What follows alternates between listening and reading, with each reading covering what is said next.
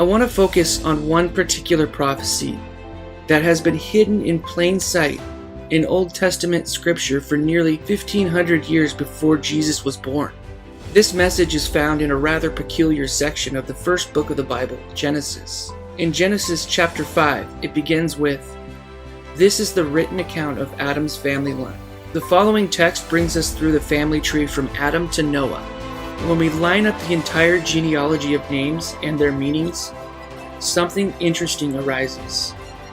We start to see a message appear. Man, appointed, mortal sorrow, the blessed God, shall come down, teaching, his death shall bring the despairing rest or comfort.